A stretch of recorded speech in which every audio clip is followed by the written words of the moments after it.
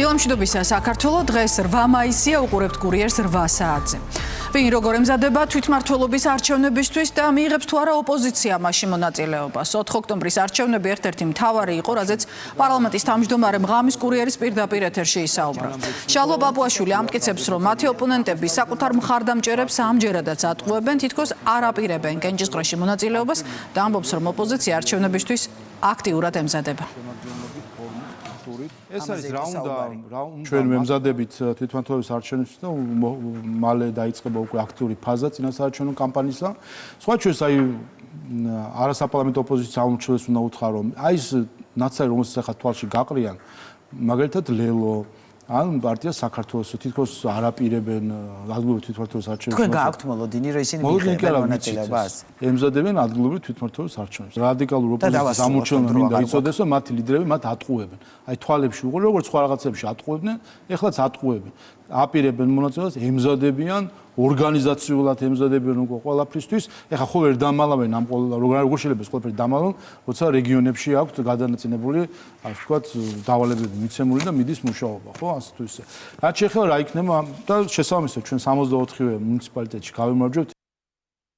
დასკვნით ეტაპზე გადადის პარლამენტის ახალ რეგლამენტის პროექტზე მსჯელობა. დეპუტატები საკითხის მესამე მოსმენით განხილვას დღეს საპროცედურო საკითხთა კომიტეტზე აპირებენ.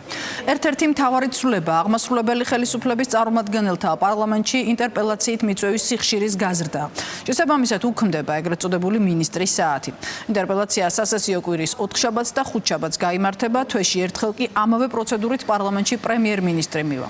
მმართველ გუნდში განმარტავენ, რომ მინისტრის საათის ფორმატი კონსტიტუცია შეუსაბამოა და პარლამენტი საპარლამენტო კონტროლს მხოლოდ კონსტიტუციით დადგენილ ფარგლებში უნდა ახორციელებდეს.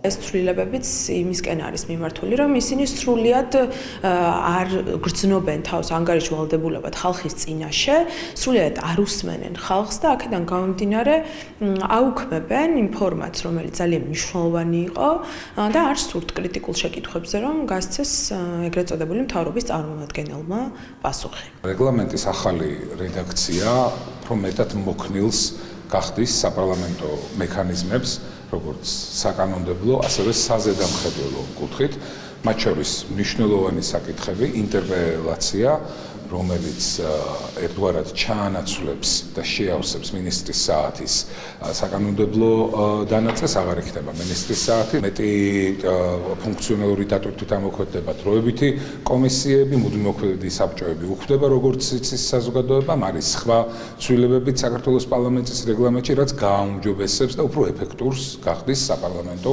მექანიზმების ფუნქციონირებას. როგორც მოსალოდნელი იყო, უშედეგო აღმოჩნდა კონკლავის პირველი კენჭისყრა. სიქსტეს კაპელას აკვამურიდან შავი კვამლი ამოვიდა, რაც იმის ნიშანია, რომ კენჭისყრაში მონაწილე არც ერთ კარდინალს სამრჩეველთა კოლეგიის ხმათა უმრავლესობა არ მიუღია. კონკლავის გადაწყვეტილებას წმინდა პეტრეს მოედანზე შეკრებილი 45,000 ადამიანი ელოდა. კენჭისყრის მეორე რაუნდი დღეს თბილისის დროით 12 საათსა და 30 წუთზე უნდა დაიწყოს. კონკლავის კონფიდენციალურად ჩატარებისთვის ვატიკანში გათიშულია მობილური კავშირი, სიქსტეს კაპელას პერიმეტრზე კი რადიო სიხშირის დამხშობი მანქანებია მობილიზებული.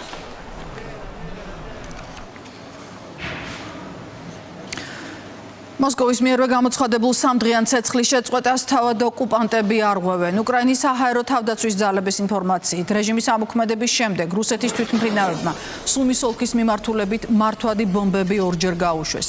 ღამით კი უკრაინის არაერთ ოლქს შეტევა იყო. დრონით თავდასხმის შედეგად პოლტავის ოლქის ნაწილს არ მიეწოდება ამ დრომდე ელექტროენერგია. ვრცელდება ინფორმაცია დაშავებულების შესახებ ქალაქ ჩერკასში. დრონის ნამსხვრების ჩამოვარდნის გამო. დაზიანებულია სამოქალაქო ინფრასტრუქტურა. პარალელურად შეტაკებები არ წყდება ფრონტის ხაზზე. ბოლო 24 საათის განმავლობაში მხარეებს შორის 140-მდე საბრძოლო შეტაკება მოხდა, აქედან 40 ისევ პოკროვსკის მიმართულებით.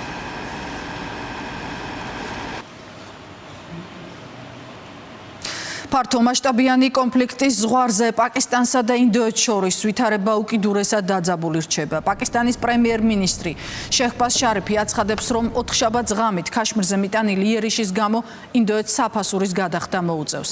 ინდოეთის მთავრობა კი განმარტავს, რომ დარტყმები მიმართული იყო ტერორისტული ინფრასტრუქტურის წინააღმდეგ და ის პასუხი იყო გასულ თვეს ქაშმირის ინდოეთის მიერ კონტროლირება ტერიტორიაზე ტურისტების მკვლელობაზე. ინდოეთის იერიშს 2 დღის წინ ამჯერად 31 ადამიანი ემსხვერპლა, საპასუხო შეტევა მალევე მიიტანა ისლამაბადმაც. ინდოეთის მხარეს დაღუპულია 10-ზე მეტი ადამიანი, დაჭრილია ათეულობით პირი.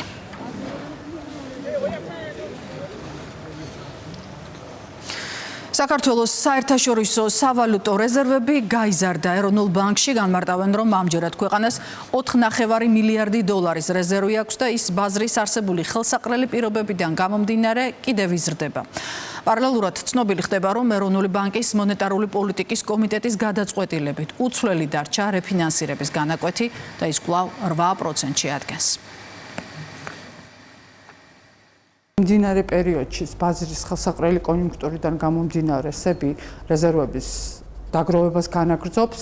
მოგეხსენებათ, მარტის განმავლობაში ბიმაჩის მეშვეობით საქართველოს ეროვნულმა ბანკმა 101,7 მილიონი აშშ დოლარი შეისყიდა. ტენდენცია გაგრძელდა აპრილშიც. ოქროს ფასის დის გამო მთლიანად რეზერვის მოცულობა დაახლოებით 42,9 მილიონი აშშ დოლარით შეივსო, რაც ერთმნიშვნელოვნად უსვავს ხაზს რეზერვების დივერსიფიკაციის სტრატეგიის მართებულობას. დიპლომატიურ სამსახურში დამწყები პროფესიული საჯარო მოხელეების მოსამზადებელი პროგრამა მორიგმა ნაკადმა დაასრულა. 33 დამწყებ დიპლომატ საკვალიფიკაციო სერტიფიკატები საქართველოს საგარეო საქმეთა მინისტრის მოადგილემ გადასცა. სიტყვით გამოსვლისას ვლადიმერ კონსტანტინიძემ პროგრამის მნიშვნელობაზე ისაუბრა და ახალგაზრდა დიპლომატებს წარმატებები უსურვა. დიპლომატიურ ინსტიტუტში შესაბამისი პროგრამა ყოველწლიურად ტარდება და მისი მიზანია მონაწილეებისთვის იმ პროფესიული უნარჩვევების განვითარება, რაც აუცილებელია დიპლომატიურ სამსახურში მათი შემდგომი საქმიანობისთვის.